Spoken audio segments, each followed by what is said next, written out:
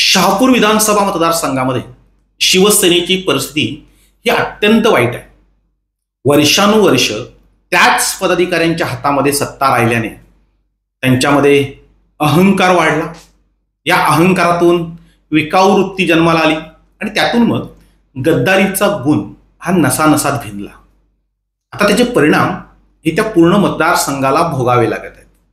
खरं तर धर्मवीर आनंदीगे साहेबांनी बांधलेला आणि स्वतःच्या रक्ताच्या शिंपणाने उभा केलेला हा मतदारसंघ आता मात्र शेवटच्या खटका मोजतोय. खरं तर आता शिवसेनेचं अस्तित्व या मतदारसंघामध्ये पणाला लागलेलं आहे. या विधानसभा निवडणुकीमध्ये शिवसेनेचं चिन्ह किंवा शिवसेनेचा झेंडा हा कुठेही नसेल आणि शिवसैनिक हे राष्ट्रवादीचे झेंडे घेऊन मैदानात उतरलेले दिसतील.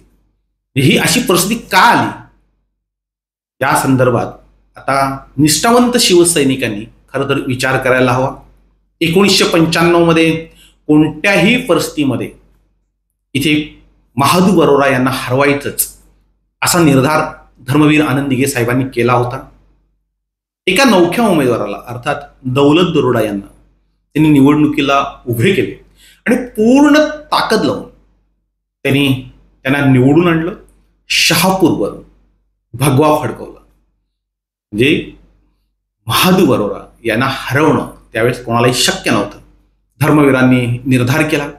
पूर्ण शिवसेना त्यांनी उभी केली आणि तिथे शिवसेनेचा आमदार निवडून आणला. धर्मवीरांच्या पुण्याईवरच त्याच्यानंतर 3 वेळा पुन्हा एकदा तिथे शिवसेनेचाच आमदार निवडून आला.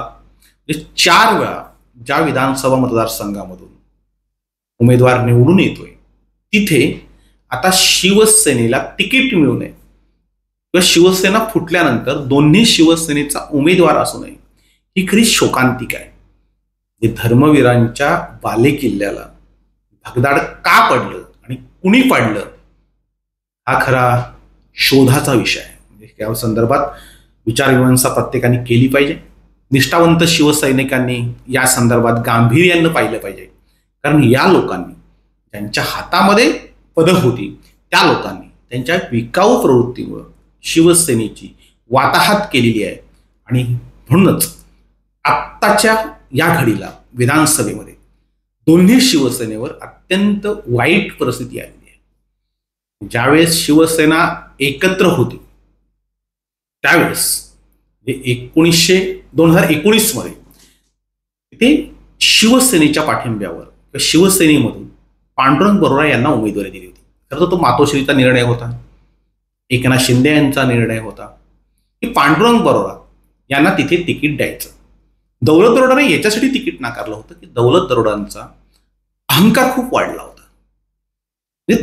3 वेळा निवडून येऊनही त्यांनी कुठलंही विकास काम केलं नव्हतं. भ्रष्टाचारांना पाठीशी घातलं होतं, पक्ष वाढवला नव्हता, अनेक कारणं होती आणि म्हणून त्यांना तिकीट नाकारून तिथे पांडुरंग बरोरा हे त्यावेळेचे विद्यमान आमदार होते, त्यांना तिकीट दिलं होतं. मात्र गद्दार पदाधिकाऱ्यांनी दौलत दरोडा यांना अर्थात राष्ट्रवादीला मतदान केलं आणि तिथे शिवसेनेच्या उमेदवाराचा पराभव झाला. तर पांडुरंग बरोरांचा पराभव करायला गेले आणि प्रत्यक्षात तो शिवसेनेचा पराभव घडवून आणला. आता शिवसेनेचा पराभव झाल्यानंतर 5 वर्ष राष्ट्रवादीने अर्थात दौलत दरोडाने राष्ट्रवादी वाढवली नाही आणि शिवसेनेलाही कधी मदत केली नाही. ज्या पदाधिकाऱ्यांनी गद्दारी केली होती त्या पदाधिकाऱ्यांना त्यांनी वाऱ्यावर सोडलं. तिथे 5 वर्ष त्यांनी अत्यंत बेबंदशाही पद्धतीने सत्ता उपभोगली. मगरुरी प्रचंड वाढली. कुठलंही विकास काम हातामध्ये नव्हतं. अशातच लोकसभा आली. लोकसभेमध्येही दौलत दरोडा यांनी युतीचा धर्म न पाळता त्यांनी तिथे अपक्षाला मदत केली. तिथेही त्यांनी गद्दारी केली. कपिल पाटील यांना त्यांनी तिथे मदत केली नव्हती आणि त्याच्यामुळे पुन्हा एकदा तिथे राष्ट्रवादी शरद पवार गटाचे बाळामामा म्हात्रे हे निवडून आले.